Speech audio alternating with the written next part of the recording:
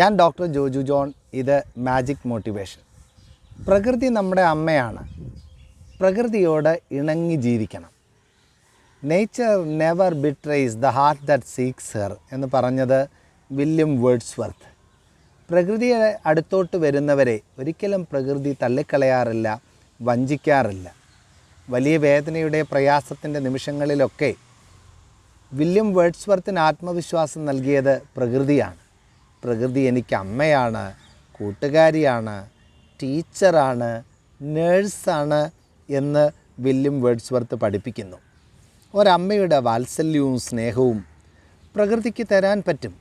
നമ്മുടെ സങ്കടങ്ങളൊക്കെ നന്നായിട്ട് കേൾക്കുന്ന നല്ല ഒരു സുഹൃത്താകാനും പറ്റും. നല്ല നല്ല പാഠങ്ങൾ പഠിപ്പിക്കുന്ന നല്ല ഒരു ടീച്ചറാകാനും പ്രകൃതിക്ക് പറ്റും. മുറിവേൽക്കുന്ന സമയങ്ങളിൽ, സങ്കടപ്പെടുന്ന വേദനയുടെ സമയങ്ങളിലൊക്കെ പ്രകൃതിയുടെ അടുത്തോട്ട് പോയിരുന്നാലുണ്ടല്ലോ, ഒരു നേഴ്സിനെ പോലെ നമ്മെ ശുശ്രൂഷിക്കും. വലിയ വേദനയോടുകൂടെയാണ് അദ്ദേഹം പുറത്തേക്കിറങ്ങിയത്. ജീവിതത്തിൻ്റെ കടുത്ത ഭാരങ്ങളും ദുഃഖങ്ങളും സാമ്പത്തികമായ ബുദ്ധിമുട്ടും ഏറെ സംശയങ്ങളുമൊക്കെ വല്ലാതെ നൊമ്പരപ്പെടുത്തിയ ഒരു ദിനം. ആ യാത്രയിൽ ഇങ്ങനെ നടന്നു പോയപ്പോഴാണ് ഒരു കൂട്ടം ഡാഫഡിൽസ് പൂക്കളെ കണ്ടത്. കാറ്റത്ത് നൃത്തം വയ്ക്കുന്ന ഡാഫഡിൽസ് പൂക്കൾ. ആ ഡാഫഡിൽസ് പൂക്കളോടൊപ്പം കവിയുടെ ഹൃദയവും ഡാൻസ് ചെയ്തു. വർഷങ്ങൾക്ക്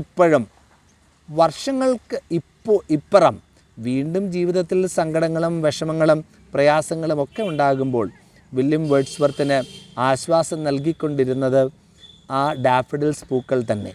പ്രകൃതിയോട് കൂട്ടുകൂടാം, നല്ല ഒരു ചെടി നട്ടുപിടിപ്പിക്കാം, പച്ചപ്പ് തകർത്ത് കളയാതിരിക്കാം. ഭൂമിയുടെ ഈ പച്ച പുതപ്പാണ് നമ്മയും താങ്ങി നിർത്തുന്നത്. നമ്മൾ ഭൂമിയുടെ അവസാനത്തെ കുഞ്ഞല്ലേ, പ്രകൃതിയുടെ അവസാനത്തെ കുഞ്ഞല്ലേ മനുഷ്യൻ.